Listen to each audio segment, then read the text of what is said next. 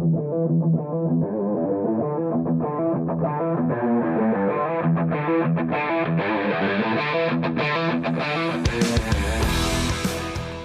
to the Automotive Diagnostic Podcast. We're going to explore ways to sharpen our diagnostic skills, find learning resources, and hear from experts in the automotive field. Okay, hello and welcome, automotive world, to the Automotive Diagnostic Podcast. My name is Sean Tipping. I will be your host today. Today on the show, I have a guest joining me, Michael LaNovara. Michael is a electrical engineering student in California. He also is a diagnostician in a automotive shop, and he runs a chapter of the Pico Club, which we're going to talk about today on the podcast. I'm really excited to get into this interview, so let's jump right in. All right, Michael, how is it going today? It's going great, Sean. It's pretty cool weather over here. We're enjoying some cloudy weather today, and it's dropped almost 20 degrees. So working in a shop, it's once again enjoyable. You're in California? Yes, yeah, I'm in Fresno, California, working at Complete Car Care. I do diagnostics here at the shop and some general service and repair stuff. And when I'm not here, I'm over in Pomona, California, attending Cal Poly. So I study electronic systems engineering technology over there. I'm my third year. So yeah, this is my passion. I love working on cars and stuff. And with the technology merging, it's just become an amazing opportunity.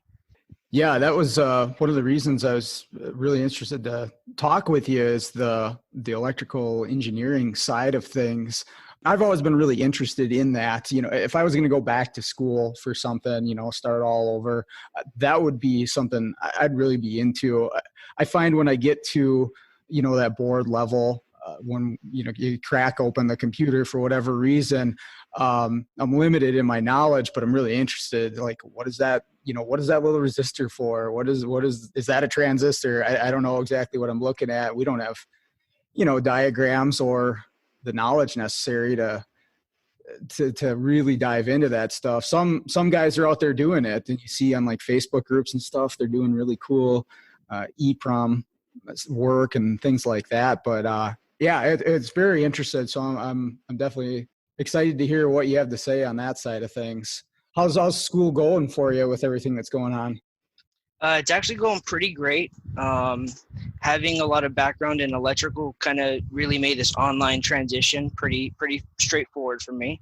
You know, as an engineer major, it's tough because there's so many labs and hands-on opportunities at school that you kind of miss out on. But being here in the shop, it kind of makes up for it.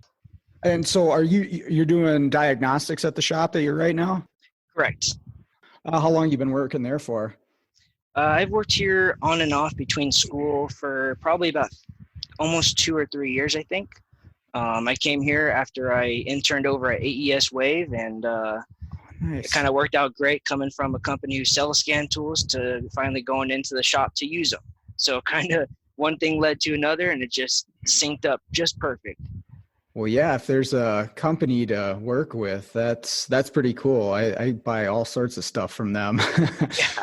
Yeah, they're a great supplier of awesome tools, and they have honestly great support for anything you ever need. So, but yeah, school's been good, and we're online through the fall, at least for now. Still waiting to hear back for spring of 2021. But like I said, if everything's online, it allows you to work part-time again and go to school again. So it's a pretty great opportunity. Yeah, there is a bright side to it. We're kind of struggling on our end, you know, with the online stuff. It's tough in the trade, it really is, but it does give a student maybe more of a flexibility to go work even a full-time job and then do the school in the evening, which, you know, we've never offered that before. It's a daytime program, but with the online portion of it, they can kind of make that work. And again, not ideal, but you can find the bright side of it. If you're, if you're willing to put in the work. What is your ultimate goal? You know, once you graduate, where are you looking to be as far as a career? So as far as what industry I want to dive into, I'm not quite sure yet. Automotive has just, it only keeps getting better and better, with a lot more cooler technology, but aerospace seems to be where the majority of graduates end up, working in, defense contractor companies, government jobs basically is where almost all of them. So, I'll aim for one of the manufacturers as an engineer, but most likely I'll probably go to aerospace or something like that. Okay. How much has that stuff helped you? You say you're doing diagnostics in the shop that you're at right now. How much does what you've learned in school apply to what you're doing in a diagnostic setting? Enormously. Almost everything you learn in school you end up being able to see in automotive. So a lot of diagnostics, like let's say we're doing a fuel injector diagnostic. When you come from school learning about inductors and capacitors and transistors, basic components such as those, you really start to see what they really mean in the waveform. From a mechanic standpoint, we see a pulse width and a current ramp for a fuel injector. We say, oh, it opened.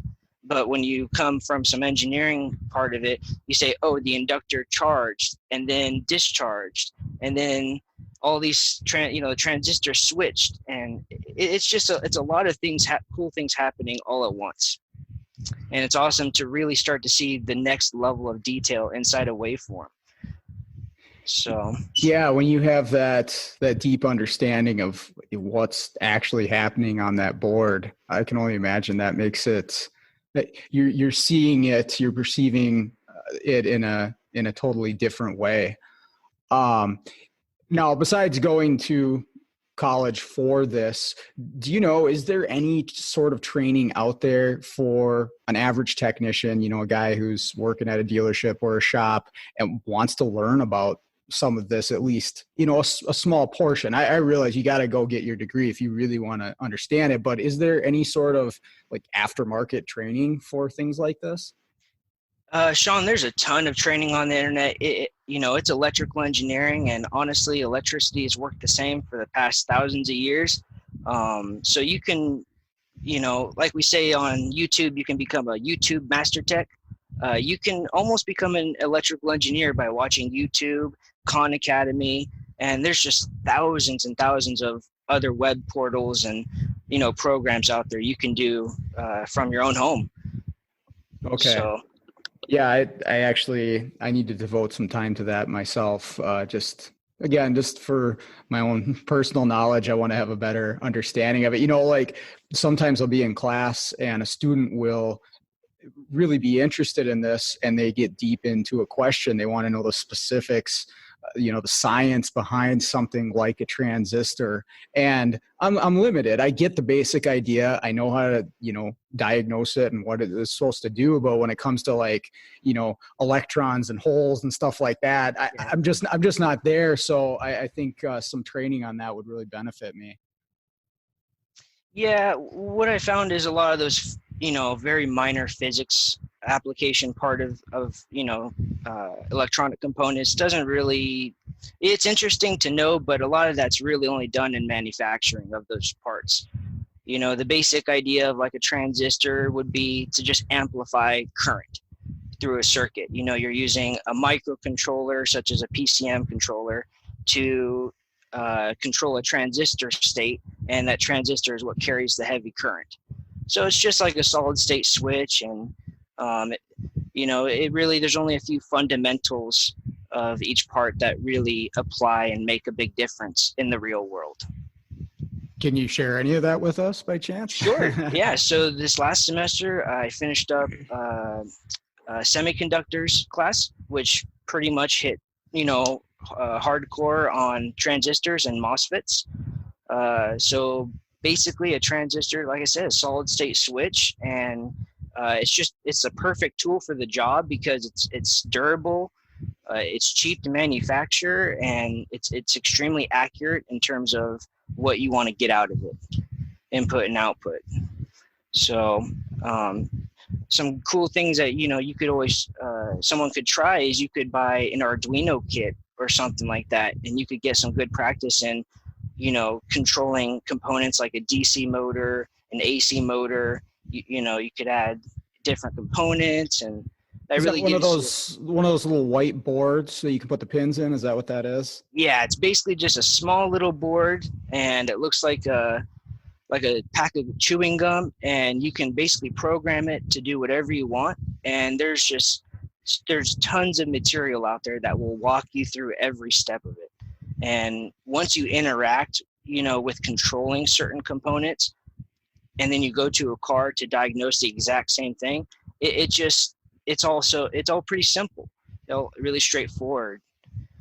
Yeah, once you're the microprocessor, Yeah. in a sense, you get a better understanding. I always try to take it from the perspective when I'm diagnosing the car. What is the computer attempting to do, or what is the computer looking at? And you have to put yourself in that position. So I imagine actually building it, you're really getting a good perception of being inside the computer on the board.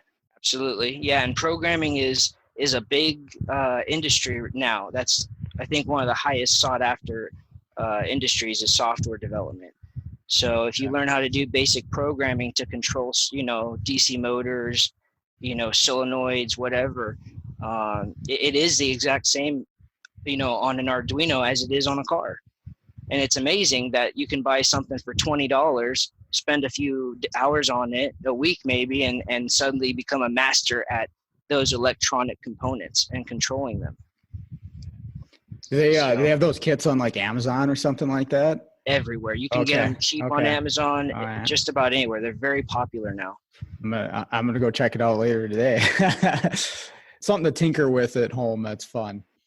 Definitely. The other thing I wanted to talk to you about, and one of the things you reached out to me about, was the Pico Club that you're involved with. And you mentioned a gentleman who's out in California who started it, but I want to hear all about this because it sounds really cool, and heck, something I think I might even get going, around my area. Yeah, Pico Clubs, it's been just absolutely phenomenal to watch. It's changed lives. It's changed the way people have just thought about what being a mechanic is. It really does a lot of great things for you. So the way it happened is a couple of years ago, I was working at AES Wave, and I got obsessed with lab scopes being there. And right after I started working at Complete Car Care, me and Warren was a Pico scope freak at that point. He was a monster at it. He loved it. And once I started working there, we started doing almost nothing but talking about Pico between servicing vehicles. What did you see on that car? What did you capture on this car? And what we found is that this tool is just so powerful. It can be applied to almost any system and any diagnostic on a car. And we see the power of one universal tool almost. So we started talking, and for a few months it was just mostly talk. But then Warren took the big step, and he reached out to other shop owners here in Fresno, California.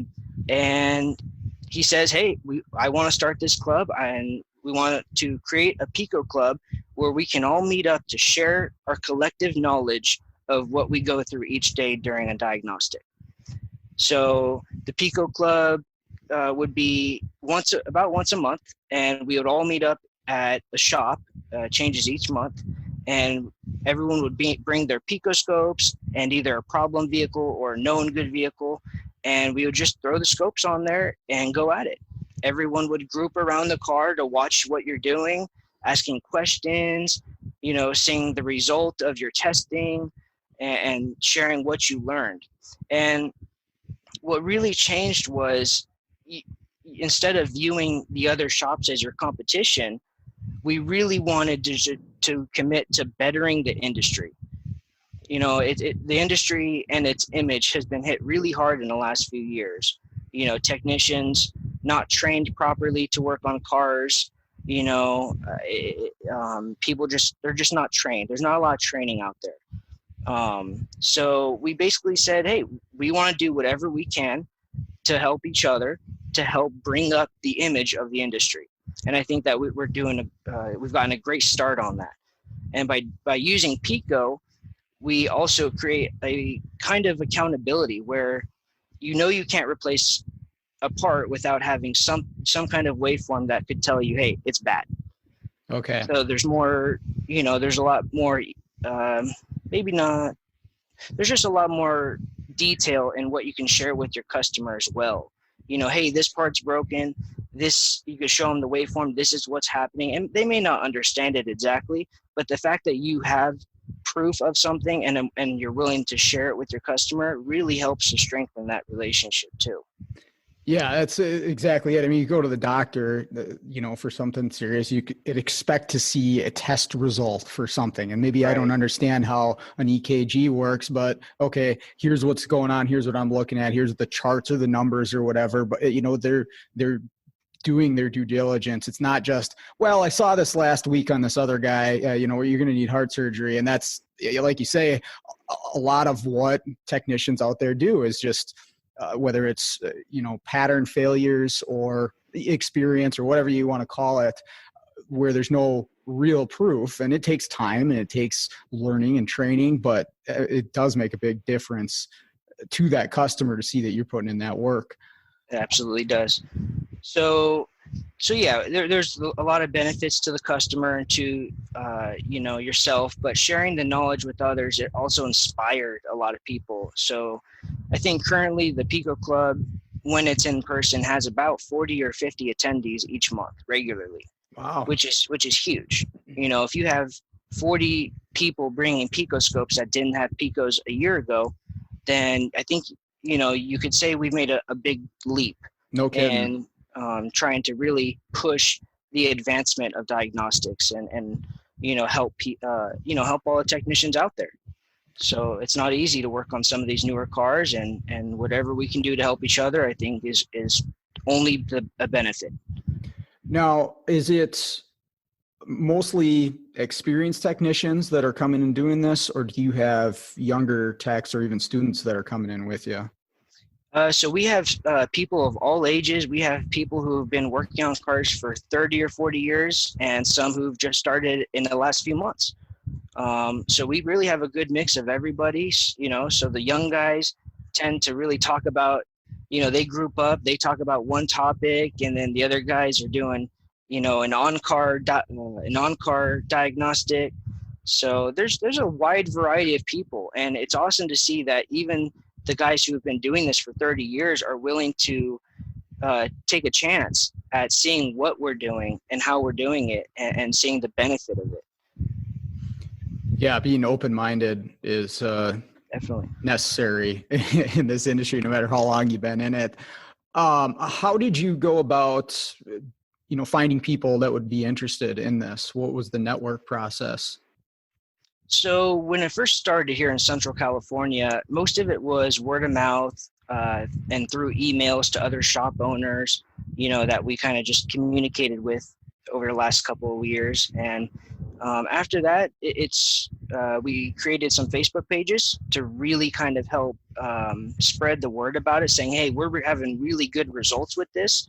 And that if anybody, in the world wanted to try it, we had a Facebook page to kind of help model what we're doing and help share our information. So we started the one here in Central California, I think about a year ago. And then when I moved down to Pomona shortly after, I started the Southern California Pico Club with a buddy named Drew Hernandez.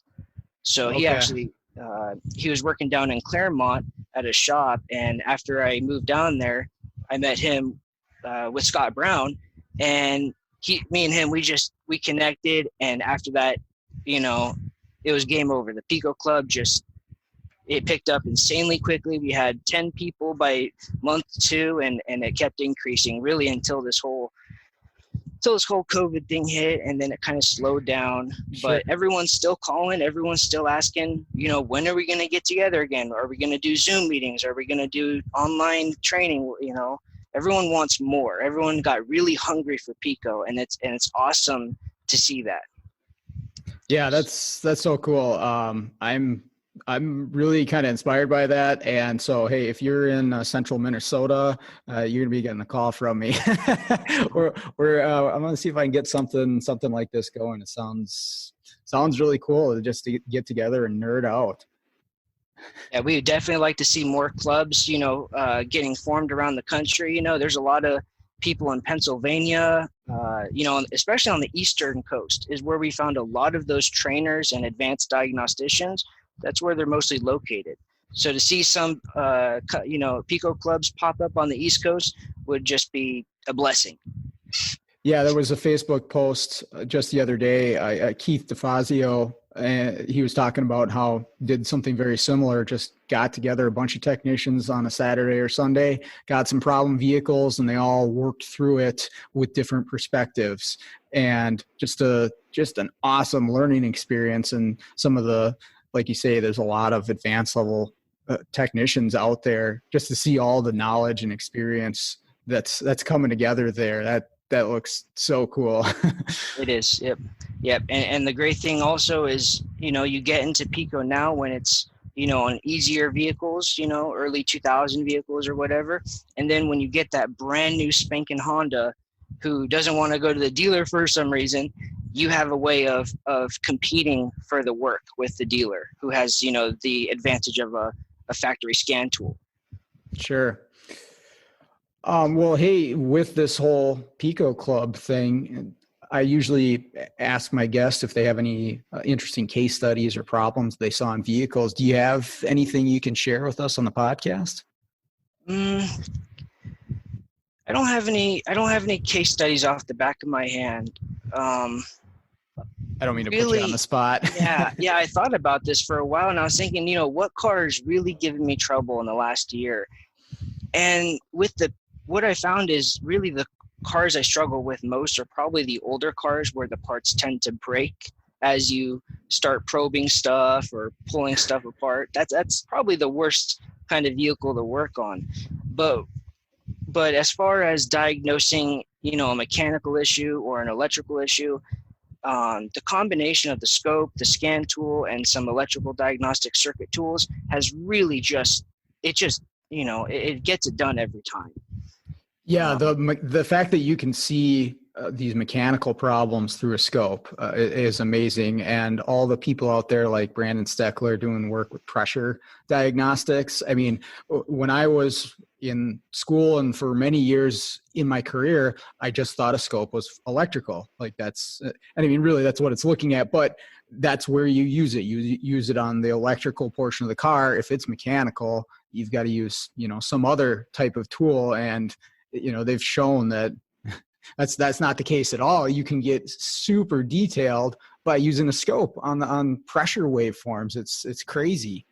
Yep. The technology in creating new probes, such as temperature probes, transducers, piezo, pressure pulse sensor. I mean, the probe attachments for the oscilloscopes now are just beyond, they're incredible.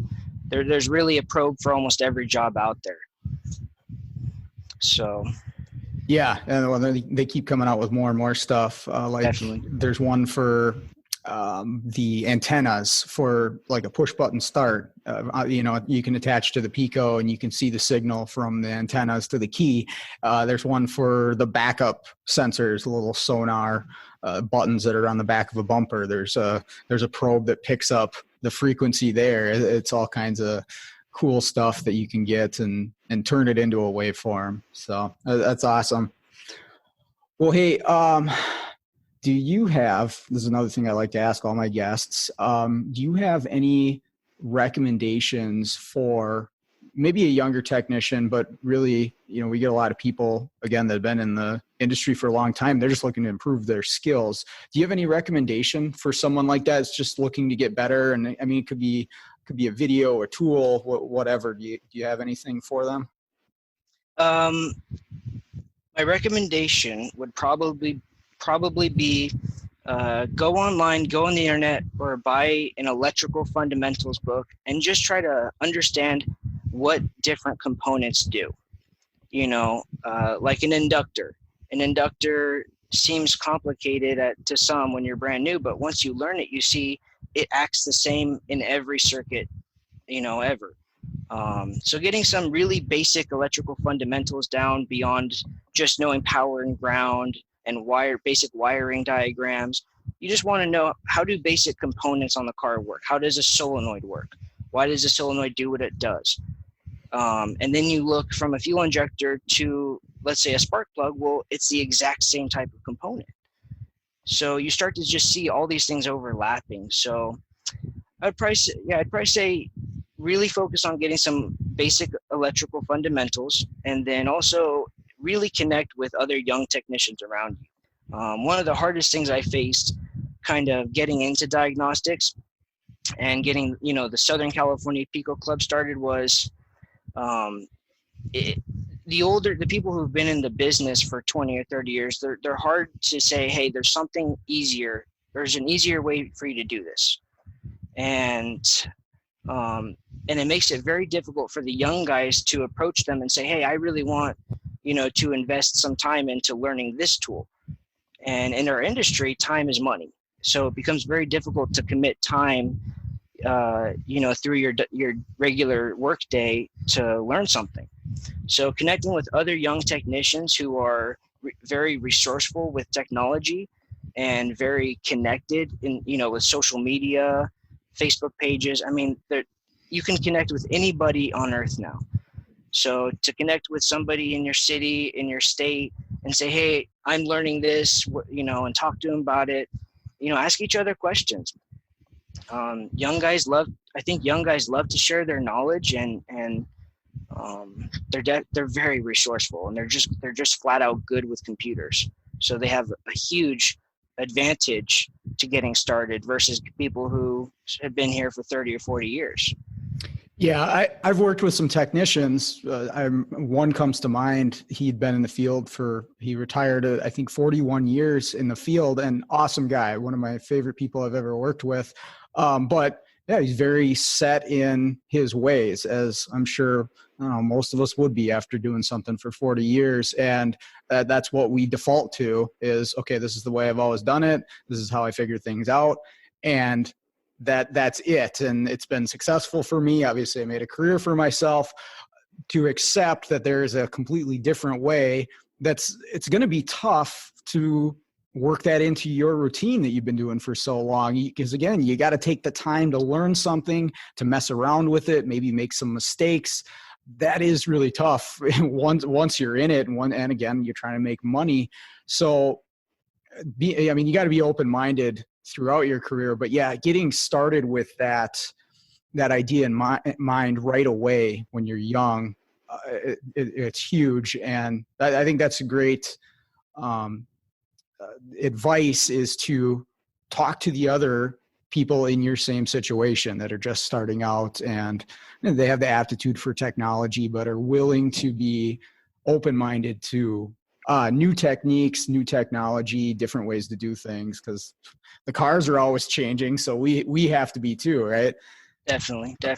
And the great thing is that the technology is only getting more complex. So there's a huge opportunity for young guys to really take advantage of the latest technology and understanding it and being able to work on it.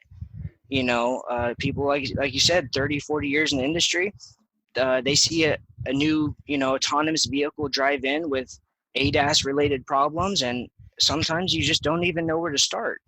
There's not a lot of ADAS training out there yet, but somehow ADAS vehicles have been around for almost 10 years. Yeah, I was working on a 2008 the other day that had a radar unit in the front. I'm like, really? That's crazy. In 2008, I had no idea, no clue that something like that was out there. Yeah, the stuff's been out there for a while, and now everything is gonna speed up very quickly in terms of technology in the cars. We're going at a very fast pace, and every year things change extremely rapid, a lot. And so young guys who are able to understand, not only how to use a computer, but just a basic, computer functions, there's a huge step that they get to skip. Yeah, you think of all the a 2008 or 10 vehicle right now that's 10 years old, and there's a lot of things that are broken on the vehicles. Obviously, we're going through a lot of stuff. Just think of these 2020 vehicles 10 years from now, all the yeah, like you say, the ADAS and all the technology that is definitely going to be broken at that point, and we've got to be able to figure out all of that stuff. So might as well start learning now, right? Absolutely, get ahead of the curve a little bit. Yep. Yeah. Well, hey, do you have anything else for us today? Yeah, I really want to talk about like aftermarket training opportunities such as CTI, WorldPAC, ATG. Those classes have really been a benefit. So if anybody ever has an opportunity to attend those classes, I would highly recommend you get in there. Those classes is where you get first exposed to a waveform. You open up your book and you see a DTC and a troubleshooting chart, and then right next to it you see a waveform, and that's where you start. And then while you're in the class, everyone else there is there to learn too, and you should just connect. Not everybody knows everything, but once you start sharing knowledge, it becomes an extremely powerful group. Yeah, and you can do a lot of those online right now too. They have both ATG and CTI. They're doing online courses. They were doing the free webinars for a while, and I think they're switching over to a paid format. But I mean, it's like $30 for a class. That's, yeah. I think, a few hours long. I don't think you can beat that. Of course, I want to go to the in-person ones, but you can do it from your couch and still get in some great information. And a lot of them, they have a digital book that it comes with too, so you still have all that information for later. Yeah, I really appreciate talking to you, Sean. Thank you for helping me kind of spread the word about Pico Club. That's very important to me, in my heart, and to see people benefit in a meaningful way, and to see the result get passed on to the customer in a form of better work done. It's extremely rewarding to see. Well, it's really cool to see other people that are out there that are passionate about this stuff, because you can kind of feel alone on an island sometimes if you're not out networking. And I did for a long time at Firestone. I worked with some great people, but nobody really cared that much about diagnostics. They just wanted to make their paycheck and go home. Nothing wrong with that, but I am passionate about this. So yeah, talk to people like you and, hear about stuff like that Pico Club. That's so cool. So I big thank you to you as well for coming on here and talking about it today. Absolutely. Thank you for having me, Sean. I appreciate it. It's great talking. Okay, one more big thank you to Michael for coming on the podcast and chatting with me today. I really appreciate it. I hope everyone listening enjoyed it and learned something from it as well. Hey, from this conversation, I would strongly encourage anybody out there, no matter where you're at or what level you're at, to look into something similar to a Pico Club. And it doesn't even necessarily have to be a Pico scope or a scope at all. It could just be a gathering of technicians. Reach out to some people that you know, do some networking, some local shops. There's lots of ways you can reach out. Facebook groups are one way, and find some people locally that are willing to do this sort of thing, get together on a Saturday or an evening or something like that, and just learn, share information, do something, on a vehicle that is going to help everybody grow. I think it's a really powerful thing that we can use to boost our skills. And I'm going to be looking into it personally as well. So, hey, if you're in Minnesota or Wisconsin, reach out to me and we'll get something going. But other than that, thanks for listening. Let's get out there and start fixing the world one car at a time.